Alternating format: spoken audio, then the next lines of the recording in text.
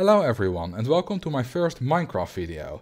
This contraption here uses a lot of redstone and two minecart coasters to mimic the behavior of synchronized stations in RollerCoaster Tycoon 2. This means that only if both carts in both stations have a player in them, the carts will actually depart.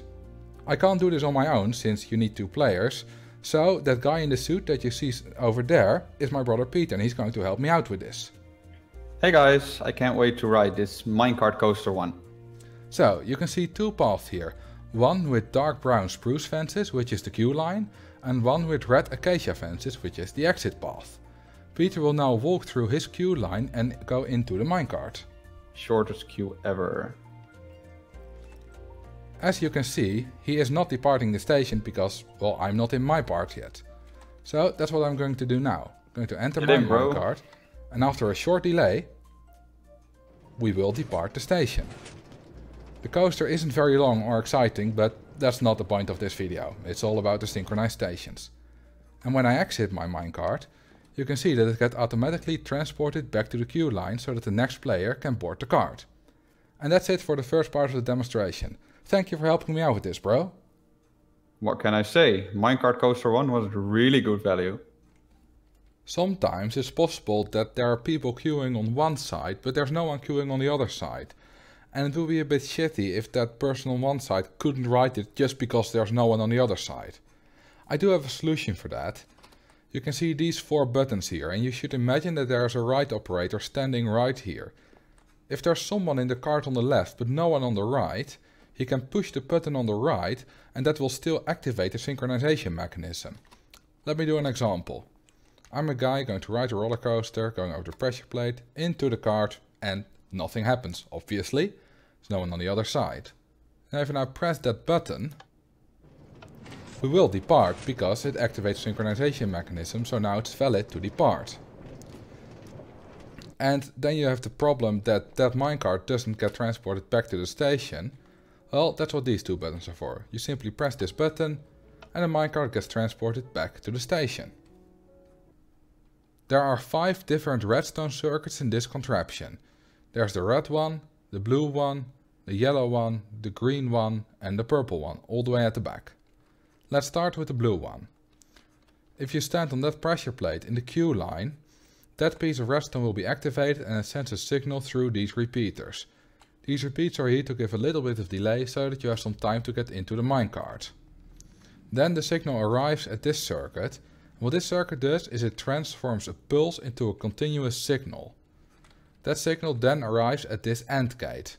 An AND gate means that you need both signals, both inputs to be active before you get an output. So let's activate both inputs. Got this one and the one on the other side. You can see the signal traveling through the repeaters for the delay, then it gets turned into a continuous signal. Then the AND gate gets activated.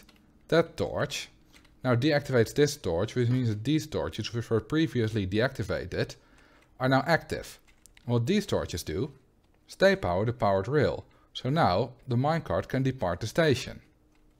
Previously I mentioned that if one of the sides is empty, you can still activate the synchronization mechanism with these two buttons. And that's what the green circuits are for. So if I press this button, you can see that this redstone gets activated and that green line arrives at the same circuit that transforms the pulse into a continuous signal, and that, like before, goes through the blue line and activates the AND gate.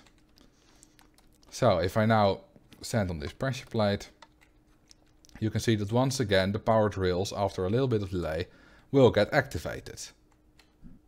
So now we're finished with the ride and we are ready to send the cart back to the station so that the next person can get on it. The problem is, these two powered rails are still activated. And that's what the yellow circuit is for. As soon as the minecart departs the station, it goes over this detector rail. That detector rail activates this piece of redstone. That activates the piston. And let me show you what that does. If I activate it like this piston breaks this redstone line. This means that this circuit is no longer activated and the redstone gets deactivated. That happens on both sides at the same time. So if I now also do it on this side, now both power rails are no longer activated. So the minecart's good to go for the next round. The last circuit, the purple one, is really simple. You just press this button, this powered rail gets activated and it sends the minecart back to the station so that the next person can board it. Let's now watch the whole thing one more time, but from this position, so that you can see everything being activated and deactivated a little bit more clearly. I've rigged up this button through these repeaters, so if I press this button the green circuits will be activated and then the minecarts will go, and then the pistons will automatically deactivate them. So if I now press it, you can see the minecarts go over the detector rails, the pistons get extended and the circuits get deactivated again. And when they get at the back, we can press these buttons to send them back to the station so the next person can ride it. And that was it for this video. This is my first redstone contraption that's bigger than something like a 2x2 piston door, so it was quite a challenge for me to create this. I'm not that good at redstone. I mean, I had to look up how to make an AND gate and how to transform a pulse into a continuous signal. But it's surprising what you can do with just a little bit of simple redstone circuitry. So let me know if you liked it and if I should do more of these. And thank you all for watching, and I will see you in the next video.